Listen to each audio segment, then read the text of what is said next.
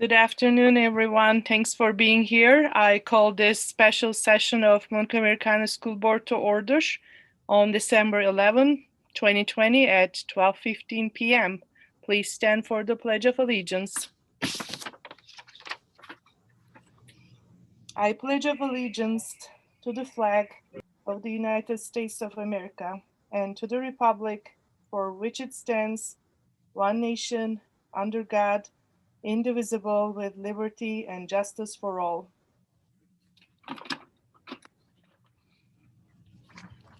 Thank you. And next one is adopting our agenda. May I have a motion to adopt our agenda? So moved. Second. Thank you. All those in favor, please say aye. Aye. Aye. Any opposed? We have an agenda, and I'll turn it to Dr. Meyer.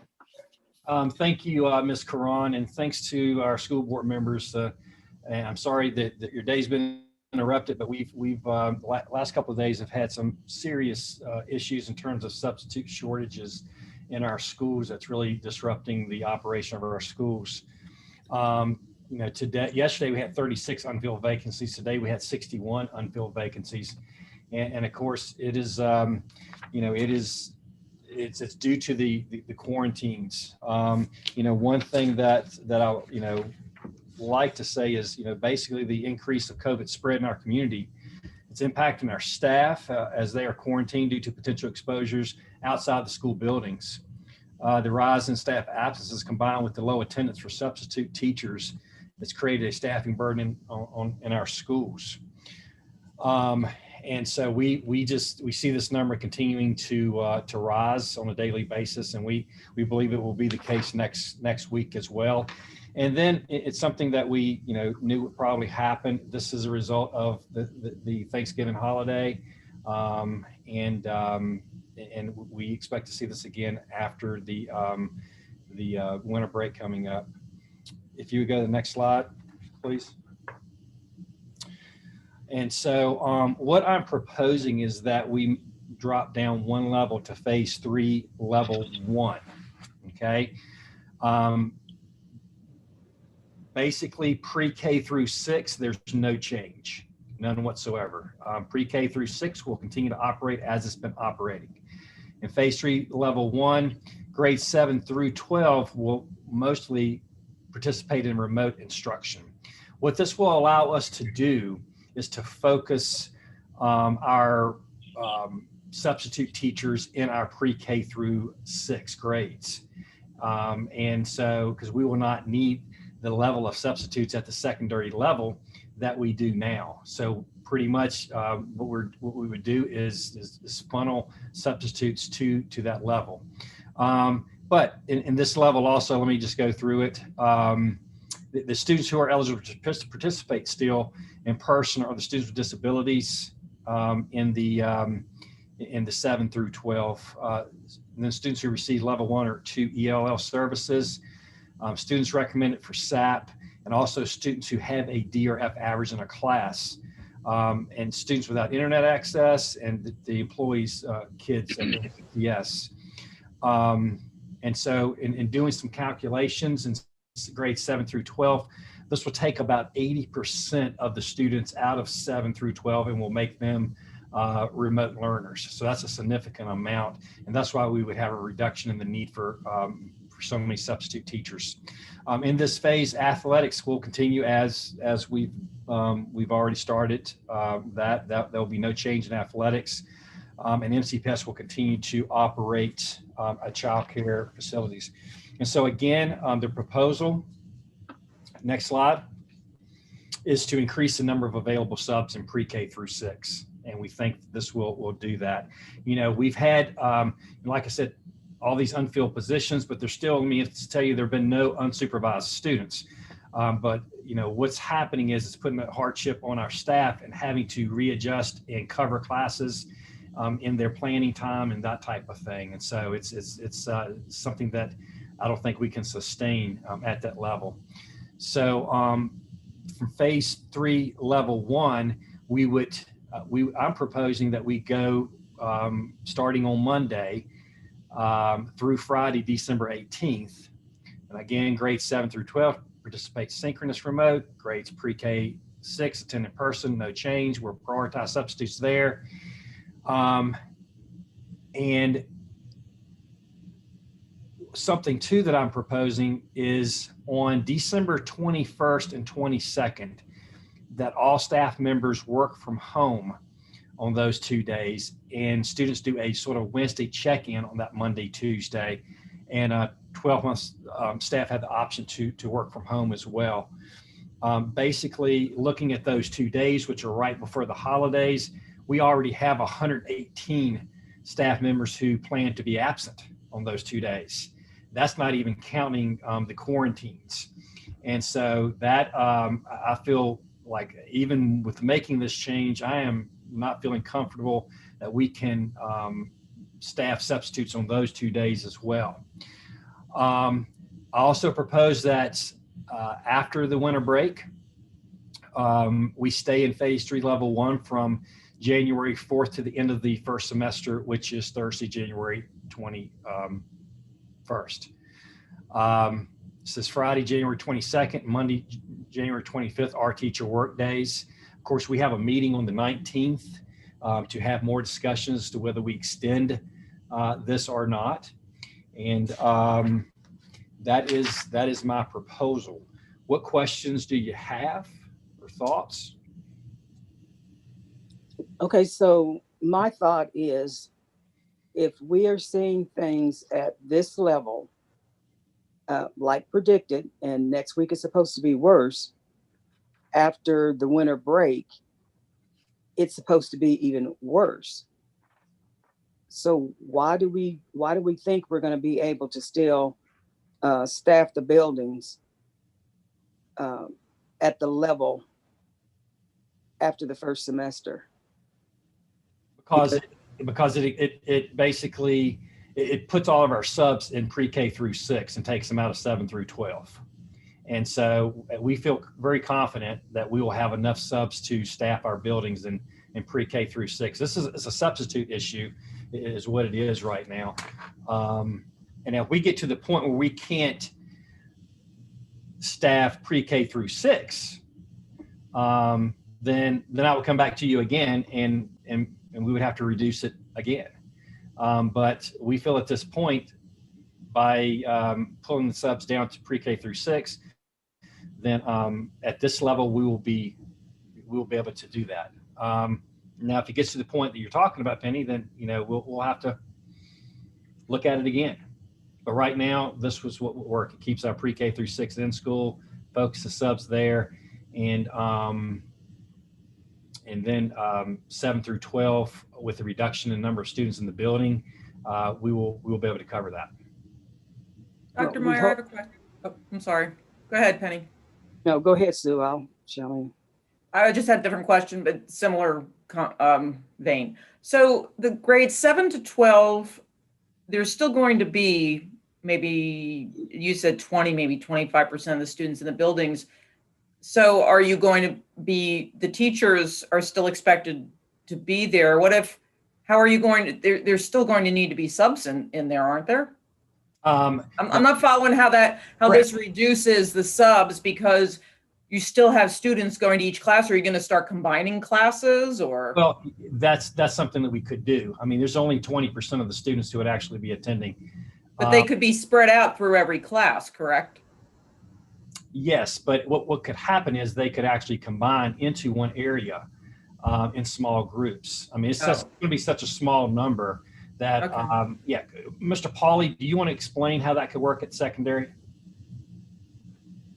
Sure. So it's really just what you said. We would, with the fewer number of students in the building, if we had a teacher who was absent, let's say quarantining, if a teacher is absent due to quarantine, they can still do remote teaching from home. If they're absent because they are very ill and cannot, or they are, say, on annual leave or personal leave, and so they cannot, we can either take teachers who are in the building and that do not have classes and have them provide supervision, or we can spread the kids into other classrooms with teachers of the same content area. And we do that already. We have a process in place where we pay teachers to do that coverage. That's not uncommon. So we do pay teachers when that happens. And so basically it would become, for some teachers, classes who could not be there and could not do the instruction, it would be an asynchronous day at secondary schools. They would just leave assignments in Google Classroom, and kids would just go and access their assignments. Okay. So the teacher, okay, go ahead, Penny, sorry. Okay, so the board will be meeting on January the 5th. If the levels of the virus are increasing, which I believe by then they will, everyone is saying it will. I think we need to be discussing that at the January 5th meeting and not waiting to the meeting the 19th.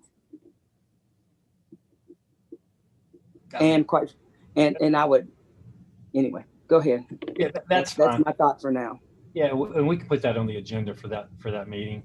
I don't know that we're going to see the number of quarantines at that point go up, but we may. So, and if we do, I'll let you know at that January 4th meeting.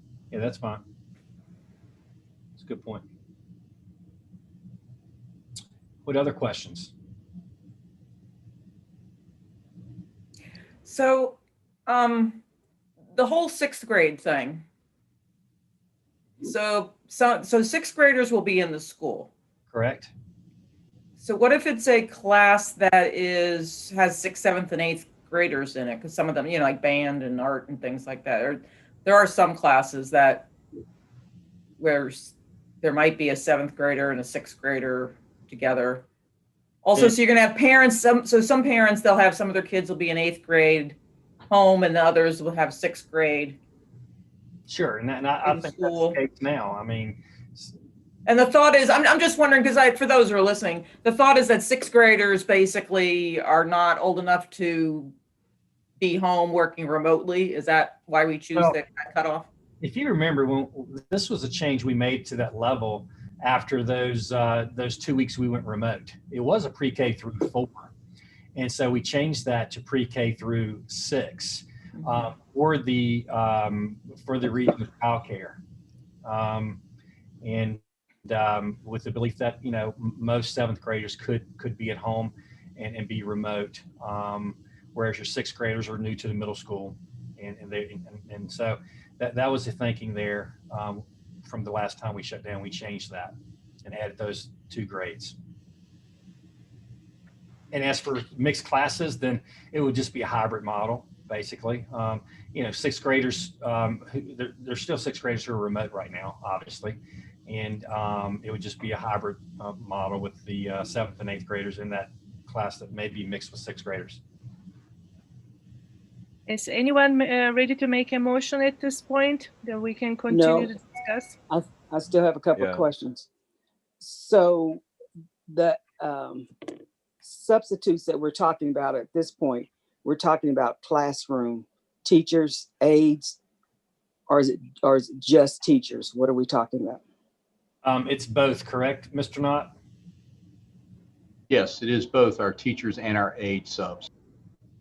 Okay, so what's happening with the bus drivers and custodians, cafeteria workers, the rest of our folks?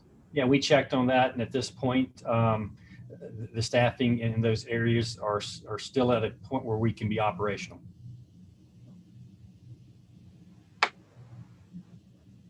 So I've got a couple questions if you were done, Ms. Franklin. Yes, I'm done. So I got 2 questions right now. So what does the solution look like today? You gave us numbers for the number of subs. So if we are able to move subs basically from 7th through 12th down to the K through 6, what do those numbers look like? How much of a solution is this, I guess, is where I'm trying to get at. I don't quite understand your question. So I think allocating the subs today, I think he means. Yeah, so if you go back a slide maybe to where you had the numbers of vacancies versus the number of subs that we had available. Mhm. So if 7th through 12th basically go remote, what does that do? So looking at Friday, December 11th, we filled 83 vacancies. We had 61 unfilled. So we needed 144. So what does it look like if you basically enact this model? How many substitutes would you need in that situation? How many could you have filled today if we had this enacted? I see Danny counting, but I would guess we could have filled all of them at the K through 6 with no problem. Okay, but I'm trying to see how close we are to the edge. You know, do we fill them all with 5 to spare, or do we fill them all with 20 to spare? You see what I'm saying? Well, Yeah, I guess the question is, Dan, Mr. Knott, how many subs did we need in PK through 6 versus how many did we need in 7 through 12 today? We did not collect, disaggregate that data, so I'm trying to do that right now, and I'll have that for you in just a minute. Great, thanks. and that information. And that would change daily. Yeah. And that would change daily. Right. Sure. I'm just trying to get an idea of how. Let Let me lead into my next question. Then is basically the question of if we need to create more levels, and here's why I'm asking this is because I think if we're dealing with a staffing issue, it seems to me the younger the kids are, the more important it is that we try to keep them attending school. So certainly K through 2, 3 through 3rd and 4th, 5th and 6th. I don't know that we need to, but I guess where I'm going with this is I'd like to give the staff the flexibility to to be able to dial it in. What I'd rather do is I'd rather see, for example, K through 3 be able to go into school if that's all we have as substitutes for, rather than making everybody go remote. Do you see what I'm saying? Well, I don't think we need to create more levels, because if you were to go back and look at our level chart, actually, if you drop down to phase 2, level 2, it actually drops down to pre-K to 3. And so that would be sort of the next, if we were to still be short of subs, we could go back to the phase 2, level 2, and the pre-K to 3 would be the ones that will be attending. And then the 4th and 5th would then go remote if we still couldn't cover that. So I think we have the levels in there that we need. Okay. Okay, so we're talking about, the shortage on substitutes at this point. My concern still is that the spread of the virus is going to continue to increase. And even if we drop down to pre-K through 3, does that mean that we have buildings that have 50 students in them because folks choose not to have their students in school? It's going to depend on the building. And of course, we have lower levels to drop to if we were to get to that point as well. I mean, I think we have a good plan. I mean, we have, 9 different levels of attendance, and I would say that we cross that bridge when we get there. We get to the point where we can't cover the classrooms, or we can't clean the buildings, or we can't get the buses drivers to get the students there. I can't predict the future, I guess is what I'm saying too. We can talk about it January 4th, and take a look at the numbers then. And then, like today, I mean, it came upon us very quickly, even since Tuesday night, obviously. I mean, we've had a huge jump. And so, in quarantines. And right. So, yeah. And which our experts have been predicting this is what's going to happen. And they're predicting that things are going to get worse in January and February. I motion that we proceed with Dr. Meyer and team's proposal. Do I have a second? Thank you. We still can discuss. I have a motion by Ms. Graham and second by Ms. Bond. Further discussions on Sorry, what to do at least next. I think First Ms. step. Ms. Franklin, were you're in the, it seemed to me that you were in the middle of saying something. Could you finish your thought, please? Yes, thank you. I was going to. So even though we might not want to look to the future as to what has already been, I won't say predicted, but shown. This is what's going to happen after Thanksgiving. And now we're going to have 2 more major holidays within a week of each other on top of Thanksgiving. And I just believe it's legitimate to have a conversation to say what's going to happen when we have 50 students in 12 buildings.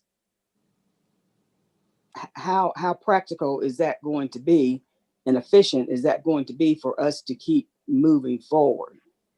Also, what about buses? How does this affect buses and transportation and the need for, we're still going to have the same number of buses running, the same number of people working in the buildings, even though we're going to have such a reduced number. Like say in the middle school, you're going to only have 1 grade in there. Yeah, we will keep, I mean, you still, of course, you still do have, we'd have to run the same bus routes, which would, make it easier on families and parents to not change that. We would have fewer kids on the bus, obviously, but there'll still be kids being delivered to the high school and in 7th and 8th grade in the middle schools. So it's the same routes.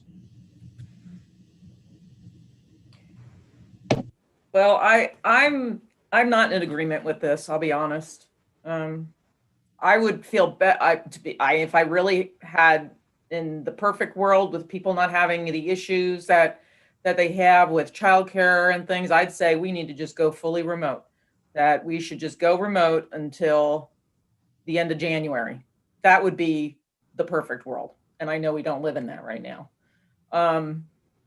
I think the level 2 or phase 2, level 2, is that what you said, Dr. Meyer, was the one with PK through 3 or whatever, and that still provides the childcare and everything? Or is that just PK? Does that also include like special ed and other students? Yeah. The phase 2, level 1 or level 2 is pre-K to 3, 4 through 12 remote. It still includes several of the groups, but it will eliminate athletics. Oh, well, there's a whole lot going on right now. And I just think that we should err on the side of caution. There's so many people who have to quarantine. I mean, this is like a stupid example, not a stupid example, but an example I know but I got a call from my 91-year-old dad today who went to the doctor 3 days ago for a checkup. And now I got a phone call from his doctor's office. The doctor has COVID. So now my dad has to go get tested. My mom, who's 89, has to get tested, and she's not well. And so it's just like there's so much out there, and I just feel like we should really be erring on the side of caution. And I think caution is saying, hey, we just need to go remote until we get through all this. The vaccine's coming, and things are going to start happening. It stinks right now, but that's my opinion. I feel this is still putting students and staff, including bus drivers and cafeteria people and custodians, at risk. That's my opinion.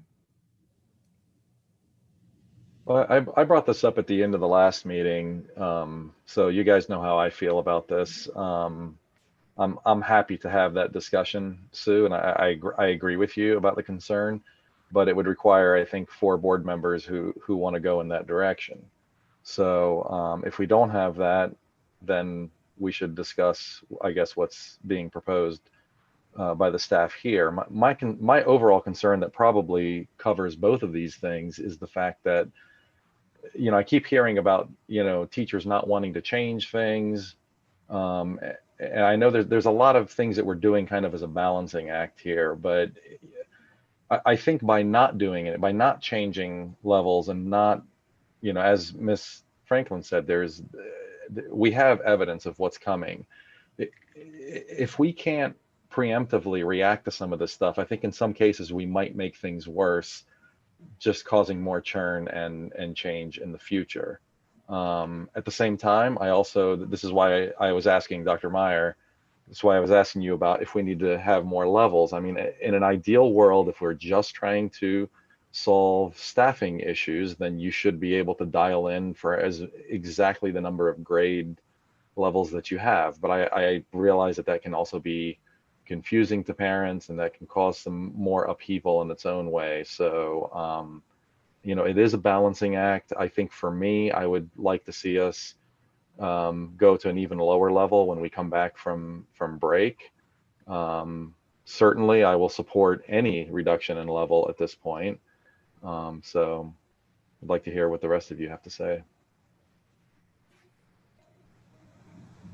Okay, so, my comments were that we should stay remote until February in our last board meeting.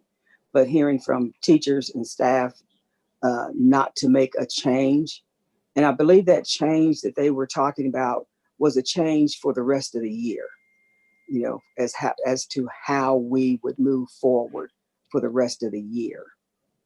And I see this as a different situation. We are in the middle of a major increase in cases throughout the country, not just Montgomery County. And as predicted, it is increasing daily within our county. And I don't see that stopping until at least February.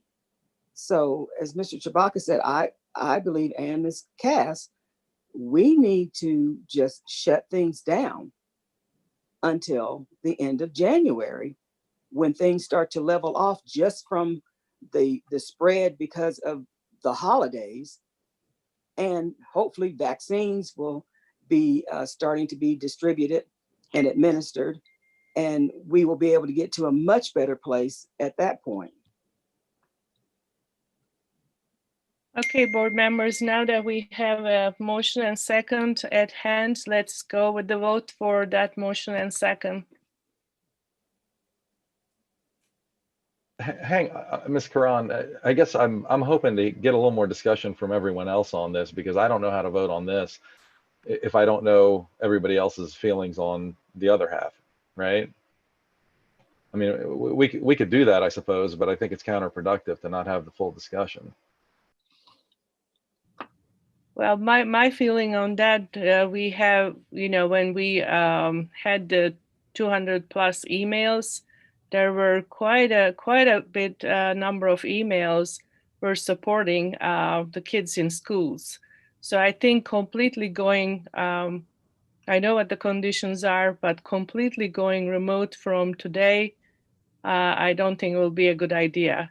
At least we have given a chance to go down one level that Dr. Meyer proposed, and see how we handle this coming week. And then if we're not handling well, obviously there's another discussion has to happen how we move forward. Ms. Karan, yeah, obviously you've made your decision, but I do want to correct you though, that because we went through and counted all of the votes, and only 25% supported going back. 75% of those emails supported us, keeping things the same or going remote. Just for accuracy.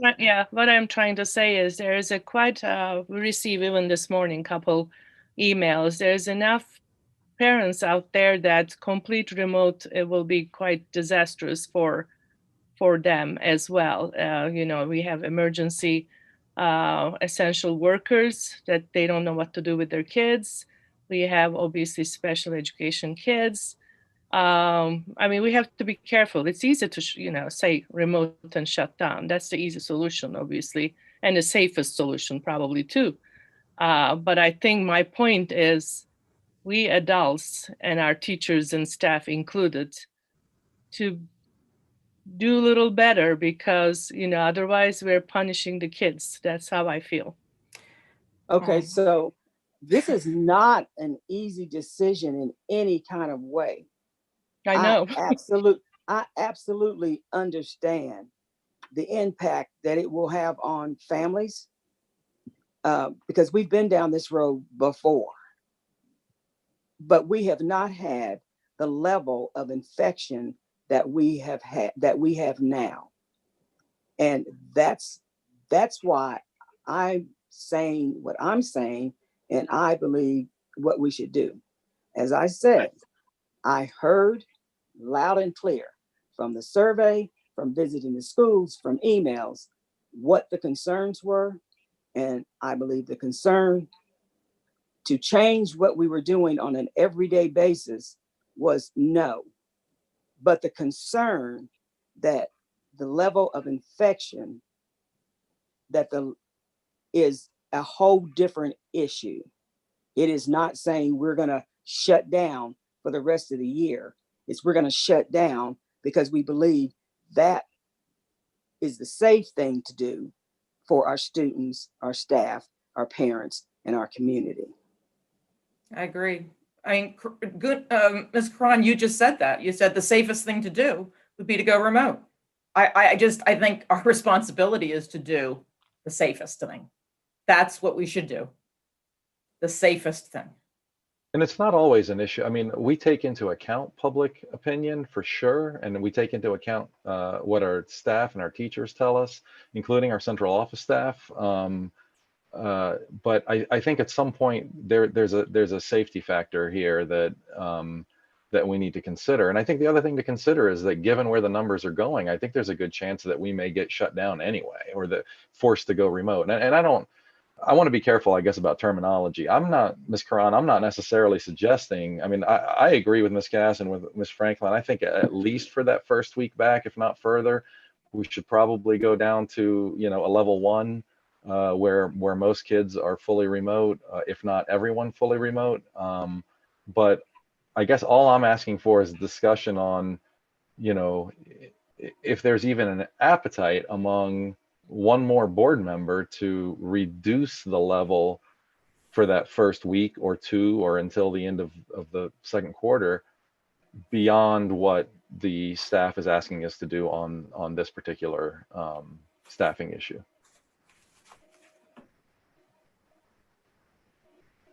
Any other board members sharing their opinions at this time?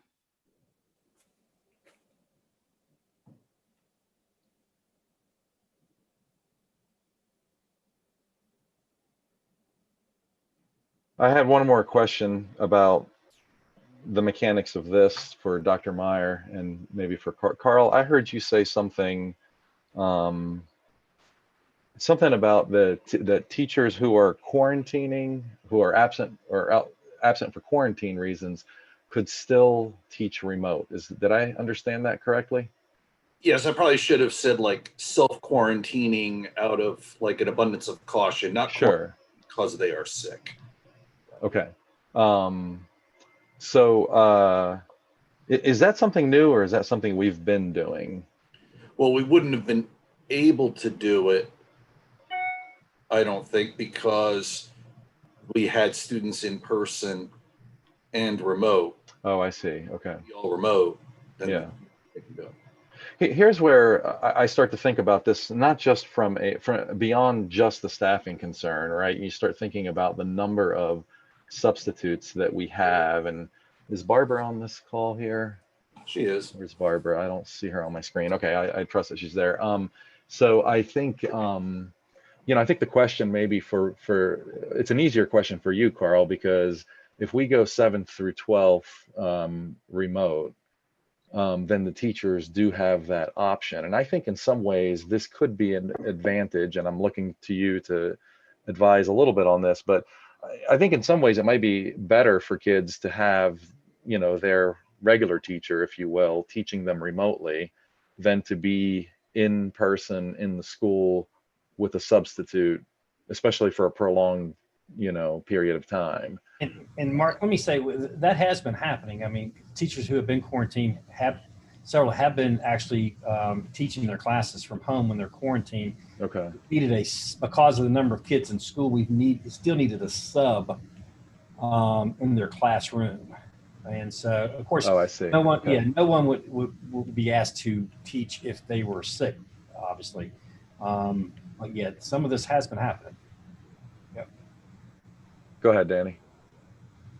Mr. Chewbacca, we make it very clear to our employees, if they are sick, we don't want them teaching, whether it's COVID or anything else. We want them to take care of themselves first. Sure. Yeah. However, if they're having to wait on another person's test result before they can come back, then we do ask them to teach remotely to their remote students as well as their students in the classroom, with the substitute that they have helping to supervise the kids in the classroom, helping kids on an individual basis, because we know it's better for our students to see their teacher as much as they possibly can. And quite honestly, every teacher that I have talked to, let me rephrase that.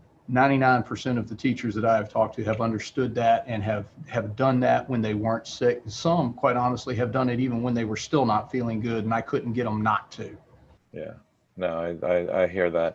Yeah, I mean, where I was going with that is it is a high number of substitutes, or at least it seems high. Maybe it isn't when you spread it across, 15 plus buildings, but, just kind of wondering at what point it's better to have that remote teaching from your teacher happening. And I guess from an elementary point of view, Barbara, is this something that you guys have also been doing on that side? So similar to what was said, if we have a teacher, for example, who's already delivering remote or hybrid instruction, and that teacher has to self-quarantine the way Mr. Knott spoke of, then we have had some teachers then in that particular case, they were able to teach from home. But as they described, if it was a hybrid class and that teacher had both in-person and remote students, while the teacher would teach for home, we still needed a sub to come in to be with the children that were there in person. Okay, great. Thanks. That answers the question. Yes, sir. Any other questions and more discussion, board members? And again, I was saying, even if we approve this phase 3 level 1 right now, that doesn't mean that after this week, when this is tried out, if things are not working, we cannot have another meeting to think what is next. So this decision, right now we're having is not completely erasing what we may have to do next. So I'm still, again, to keep on the watch and see how this week goes with this suggested phase. I hear what you're saying, Ms. Karan, and I'll probably be voting yes, because I think on this specific question of should we, I'm viewing this as should we at least go down to, phase 3 level 1, and I think obviously we should. I think myself and other board members do feel like we should do more, and to your point, I think, with the holidays coming up, that whole balance between consistency and kind of jerking people around, I hope that if there's any inclination that maybe we do need to pull back from a health reason or other reasons, that we would do so sooner than later, to try to at least strike a little bit of balance for our families who have to make plans ahead of time. Any other discussion? Hearing none. Ms. Drake, do you mind taking roll call? Don't mind at all. Ms. Karan, if it's okay with you, I know Ms. Bond had mentioned that she might have to step away. I'm back. Oh, I'm back. Oh, she's back. I'm here. I got a haircut waiting, but I'm here. As a reminder for everyone, the motion was to approve the proposal as presented by the superintendent. You can see that on your screen right now. Ms. Bond? Yes. Mr. Chewbacca? Yes. Ms. Franklin?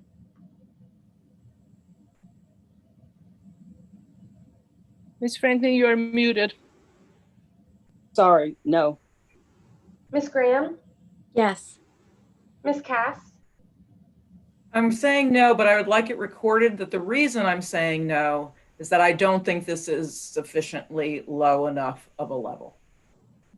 Thank you. Ms. Parton? Yes. Ms. Karan? Yes, Motion carries. thank you.